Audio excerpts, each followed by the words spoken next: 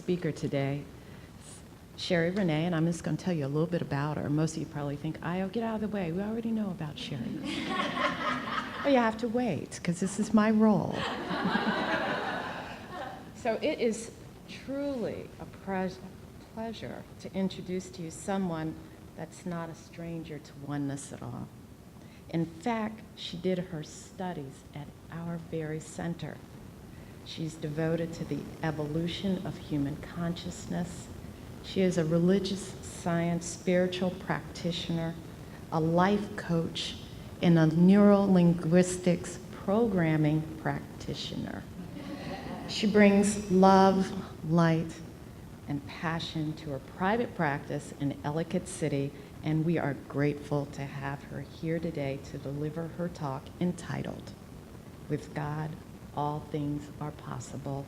Please help me welcome Shari Renee.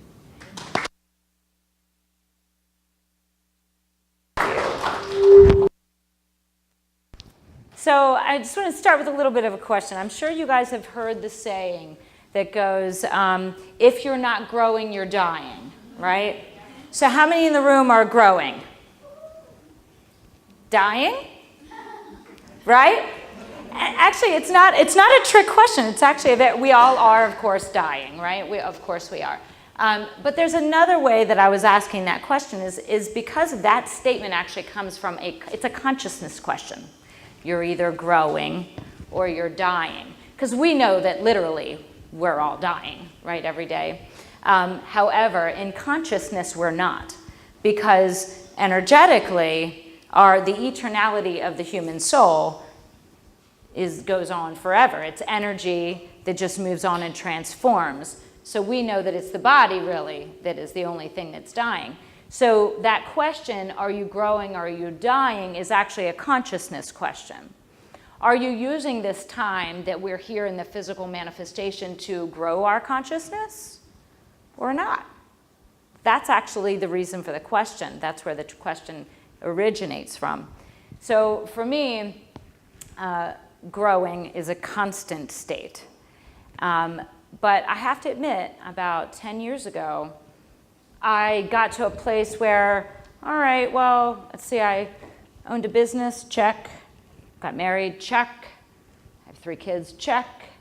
Bought a house, check. Bought another house, check. And I was at a stage where I was like, all right, I'm good. I felt like it was a race just to get there, right? It was a race to get there, and I worked hard to get there. And I was like, all right, this is good. I can rest here now. And I did. Then I was like, all right, I'm good now. But what started to happen in consciousness was this slow decline with little bursts of, I'm growing, and then decline. And then I'm growing, and then decline. To the point where I was like, why am I working so hard? I'm good. I can look around and say, yep, house check, yep, married check, happy check, kids check, good. What am I doing this for? Because I had in my mind this mantra that life is hard. I don't know where I picked up that thought from, because that's not true. That's just what I thought. So I was running my evolutionary growth in that same manner. It's got to be hard, it's got to be hard. So it always looked like this. Okay, I'm good, I got that far. Okay, I'm good. And that's why it had that rhythm to it. So what I'm asking today, and what we're going to talk about, is the areas and the arenas where we can stop that cycle of just exhaustion. I don't know about you guys, but it's plainly exhausted. So what we end up getting to is in a place where we do stop growing because we're too daggone tired, right? I don't know about you guys, but spiritual practice is hard work. And so sometimes we kind of like let go, just to then go, oh, no, right? And we go through that again. So for me, what this looked like in this last decade was me kind of resting on my laurels, so to speak, like, okay, good. Now obviously I did do spiritual practice and growth, but it wasn't in these massive surges. It was just kind of like, because I think I was starting to be okay with, I'm good. I don't really need to do much. I'm good. kind of place. Like I'd finally gotten to a place where I considered my par. That was like my threshold. I'm like, okay, you know what? This is actually comfortable where I am. I'm comfortable and I'm okay. But then that divine urge that keeps coming up inside of all of us, because we are still here on the planet and we are still urged by God to grow. So that will continuously start to tap us. Tap, tap, tap, nudge, nudge, nudge, kick, kick, kick, until we do it. So I came to realize that like now I needed to make up. This is what I made up. This is not true, but this is where I was in the last 10 years. I made up that, oh my gosh, I've let myself slip so much that like I'm gonna need some quantum leap to get to where I know I need to be here. So it was this massive surge. So this last couple of years, I was on that trajectory of like, all right, I gotta knock this off. I gotta really just get to where I'm going in consciousness. Because we all know as metaphysicians that consciousness, to expand and to rise in consciousness, means that we get to have the good that is ours by birthright, right? Because we know that, right? Conceptually, we know that. Intellectually, we know that. We've read that in The Science of Mind. We're taught that by Ernest Holmes, that like it is our divine birthright to have our own good. So we start to say, okay, well, I'm gonna raise my consciousness. I'm going to expand my consciousness. I'm gonna get there. Well, where is there? First of all, where is there? So there is at a place where we recognize that we are one with God, that we are God itself in manifestation. That is the there. And then it's like, okay, well, what do you do with that? So the title of my talk this morning is "With God, All Things Are Possible." And I don't typically quote the Bible, but this particular phrase, "With God, all things are possible," got me through this last decade and got me through the next push of evolution, got me through the tougher times. Because this statement, "With God, all things are possible," was like, okay, that means that there's some force, some source, I call it God, that when I am in partnership or when I am with this source, then all of it's possible. And then it's like, okay, what? What is the it? What is the it? And what a great curiosity question to live into. So for me, it looked like, okay, well, the it is not in a job, because for those of you that know me well know that I do a lot of different things. It's really kind of comical, really. But I was a hairstylist for a lot of years and then a salon owner, so I still have my handful of hair clients that I do whenever I can. And then I am a real estate agent, I sell real estate, and I'm a spiritual practitioner, so I see clients in private practice. And so now I've been asked to coach real estate agents because of my coaching and my spiritual practice. So now it's merging together and that's all great. However, for me, that it thing was like, oh, I'm thinking it's a profession. I don't know why, that's just what I made up. It's a profession, but that's not true at all.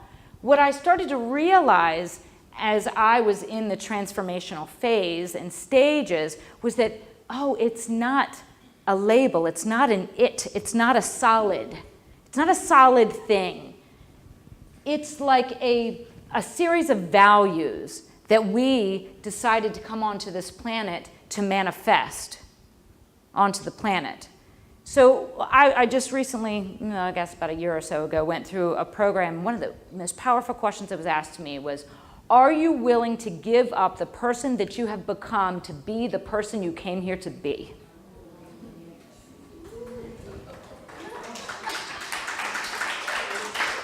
I mean, whoa. Are we? And I said, hell yes. I'm sick of this. I'm ready. So on that path to doing that work, I realized that there were three things that if I was really serious about with God all things are possible, then there are three things that must be done. One is I must be worthy of it. Two, I must be responsible with the power of it. And then three, when I get as far as I can go alone, I must surrender. So with that, I was like, all right, well, I got my work cut out for me then, right? Because I don't know about you guys, but like worthiness, I mean, that's like a really loaded word. Worthiness. Because like intellectually, of course, like I'm a child of God, of course. But that's not really what I believed, I don't think. Right? I would go through my day and like apologize. Go through my day, eating foods that didn't really match the way that my body really deserved to be fed. Maybe saying yes to things not because it agreed with my spirit and aligned with my highest values and dreams, but because I wanted to please somebody else. These are all of these things that were starting to come up that made me ask, do I really feel I'm worthy? Really? So worthiness is a conversation that's like, do I deserve? So that to me seemed like a more realistic, grounded word. Do I deserve with God all things are possible? Do I deserve everything that is possible to me? And so it brought me to this. So when we're born, have you guys ever seen a newborn baby? Do you see the light? Can you guys see the light that is in these eyes of these babies? That is God, right? That is the Spirit of God. And that is what we are. We're that.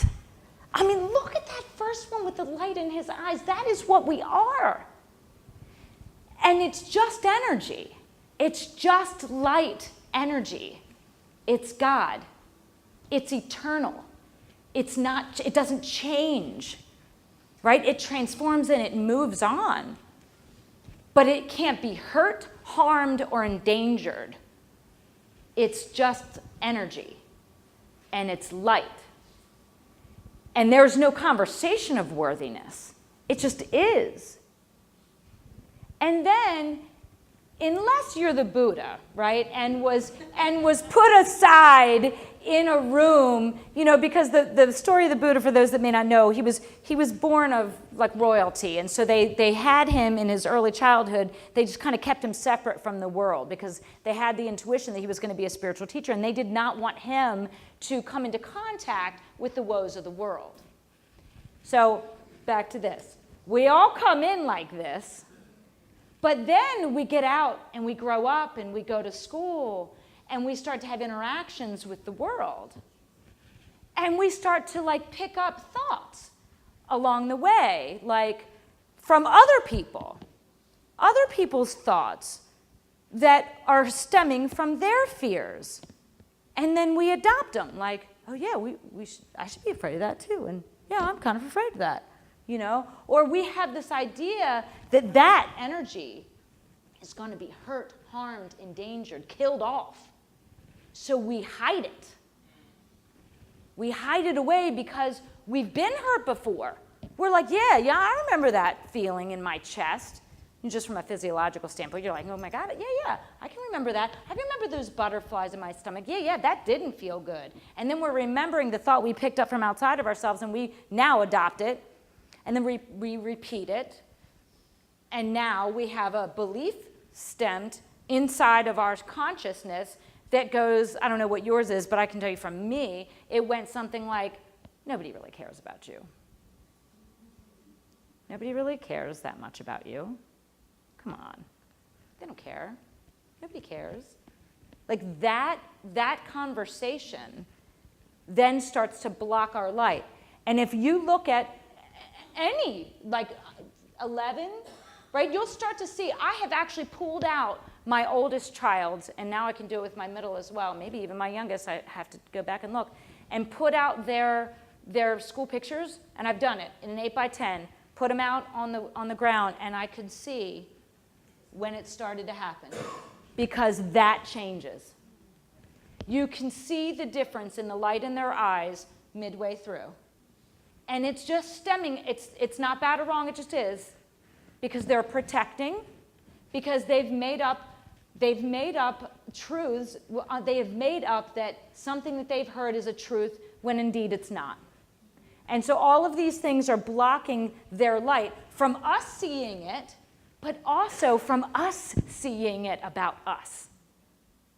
From us seeing that we are one with God. We forget because we now have bought into the beliefs that we picked up along the way, that we need to hide, we need to protect, we need to do all of these things. We believe that, and it makes us separate from God because we think that we're these lonely, separate kind of entities here, and then there's this largest force that's out here. And so our job as religious science practitioners, or even just in the study of New Thought in general, is to find our way back to remembering who we are. And once we get there, that's a whole different conversation. But that's the work. So that's the work that we're talking about. You know, when you were talking about looking from that high watch, after you've done the work, right? After you've done the work, because we've got to unbelieve that we've believed. We have to kind of work backwards and say, wait a minute, is that true? No, that's not true. Okay, good. All right. What are the tools that I've learned in Science of Mind, affirmations, meditation? What are the tools that I can use to back myself back into remembering who I am? That's the work that we do here, for sure. But then, in that journey, just that journey alone, we get to a place where we get that glimmer of worthiness, right? When we even get the slightest glimmer that we remember who we are, then it's more practice. Because then from that place, when you can even remember in the slightest bit that is it, then we must be the gatekeepers of all of the other yucky beliefs that are out there that are in the collective consciousness that we can choose to pick up and adopt for ourselves or not. And then that's a whole other piece of work to be mindful of all the time. And so once we get there and we remember that we are God, when we remember, and I know that's a heavy statement, I totally get it, but it's true. But when we remember that and we take that on, then we act from this self-love, right? If I know that I'm God, would I give God a cigarette to smoke? Would I allow God to be beat up? Would I allow God to eat foods that are making me sick? Would I, then we can ask those, and that's not coming from judgment whatsoever. Please don't take it that way. That truly is, though, that's the journey of the transformation piece, that we get to. And while we're discovering that and we're remembering that and then acting from it, then we can always ask that question, not from a place of shame and judgment, going, darn it, you did it again. You smoked that cigarette again, or you ate that again. That's not it, because God is not judging. So if we are seeing ourselves with the eyes of God, we're not judging that either. So Ernest Holmes in The Science of Mind. Oh, I think I actually have this. God neither punishes nor rewards. Life is a blessing or a curse according to the use we make of it. In the long run, no one judges us but ourselves, and no one condemns us but ourselves. We believe in a law that governs all things and all people. We are our own reward and our own punishment. And when we recognize that part, then maybe we can glance at ourselves as we are remembering, and then we're acting from the old ways of being. We can look at ourselves with deep compassion not judgment. And say, you know what? Yeah, I see how you actually picked up that belief, and I see that you think that that's who you are, but let's remember who we really are. And go about it in that way. Then we actually have an opportunity to expand that awareness of light instead of feeding the depths of the egoic structure. So once that is had, then we find ourselves saying no to these things. You know, yes to light and love, and no to these other things that do not align with that. Because we're recognizing the I am of it, which is that second piece, which I call responsibility. The second piece of being responsible with the power of the infinite that has been awarded us by us. Ta-da! So when we see that we are the I am, from that place we're plugged in. From the place of I am, we say, we direct that energy. I am light, therefore I will light something up in the awareness of the world. I am love, therefore I will love this through. I am joy, therefore I will cause joy in this room. I am power, therefore I can get out of poverty. I am, this is these I am statements. This is when we are plugged in and we remember. And from that being plugged in, we are now, because remember, it's just energy. When we're plugged into the I am and we know that this energy, we direct it where we want. And so remember when I said, are there any of us in this room that are growing? And everyone had their hand up, except for you and I, right? So we're growing. What are we growing in? Whatever that is for you is actually how we're directing the energy. So from the place of I am, put that in your mind's eye, wherever it is that you're growing to. Most likely it's up. Right? Is that everybody's association? When we say grow, everything in life actually grows up, right?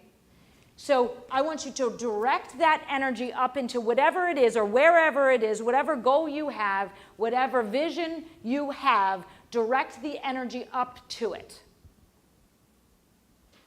That is our responsibility as the I amness, is to direct it up to that. And then once it's there and you're like bringing that energy up, there's bound to be other things that are going to be shaking. Because just like we know in metaphysics, right, is that everything is a vibration. Everything is a vibration. So when you get to the I am, your energetic makeup changes. Now, when you've taken from the place of responsibility and you've directed that energy to something greater, higher, that vibration now increases. And so anything that doesn't match its vibration is going to fall off or fall away, or need and want to be transformed. And you can do that too. So we're going to transform everything that is in the wake of the consciousness that caused it back there. Because whether or not we know we're using the law, we're using the law. So wherever we were back in consciousness before is going to show up in manifestation at some point in time. And so as we rise above from the watchtower, and we're seeing like, oh, but wait a minute, I'm here. Why am I seeing all this down here? What? I don't get that. Right? So I'll give you an example. So like I worked with an author recently, it was a couple of years ago that made this statement, and she said her book was published. And she said, my God, it takes so long to publish a book. And she said, man, I'm kind of embarrassed. Kind of embarrassed as to where I was with this book, because now I would write it totally different. Well, of course you would. Of course you would, because you're different, right? You have evolved into something else now, which this has great value because there are other people coming behind you that need this right now, right? But that's what I mean, is that there are going to be physical manifestations that you caused by the consciousness that you were before that are going to come up. So another example, my husband's in the room, he'll love this, is I bought a new car. And I usually am not like in love with a whole bunch of material objects, but I am, however, in love with this car. And this car came into the driveway, and I get out of the car, and I'm like, oh my God, this car is so pretty. And I'm seriously giddy about the car, and feeling a little embarrassed. I had to go through all kinds of stuff to buy this car. Like, it was so weird, right? It was so weird. That could be a whole nother talk. So the car's sitting there, and my husband pulls up, and he's like, yeah, you know, it's really nice. And then he looks down, and he goes, but I think there's something wrong with that tire. And I'm like, no, there's not. No, there's not. Because I'm like, I don't want to see anything wrong with this car, right? I would just let me be in denial. There's nothing wrong with this car, because I just loved it so much. And so, but interestingly enough, though, that a few months back, several months back, I was working on something. I don't even remember what it was, right? But in consciousness, I was working on something. And it had me, when I'm working on something and I need constant to remember, I write stuff on my mirror, right? As like notes to self about what to focus on. And I had written, and sadly for him, it just stays on the mirror until I'm done working on it. So like it was on the mirror, and it said, look even when you don't want to see. So that was months before this whole tire thing came up, because I was working on something else. And so, but like I said, whatever consciousness caused, right, the manifestation of it may come in when you're well past it, right? So here I am back to the car and the tire. So I'm dropping off my son recently to Frostburg University for camp, and I'm an hour away from home and an hour away from Frostburg. And all of a sudden this light comes on, and PSI on my tire is 0. And I'm like, what? These kind of things don't happen to me. I really was like, well, I am way past that consciousness. I don't get that stuff happening much anymore. I mean, you know, I used to get that stuff happening all the time. But like, it's been a while since stuff like that had happened. And so I was like, okay. All right, well, I'll take care of it. And I still was kind of bewildered by this. And I, you know, took care of it, and thankfully, you know, like all of what I call like the people on my yellow brick road come, you know, because in consciousness, you know, I'm clean. I keep myself pretty clean, you know. So like, you know, people come and help. You know, everything worked out beautifully. I'm very, very blessed, and it worked out. We worked it out.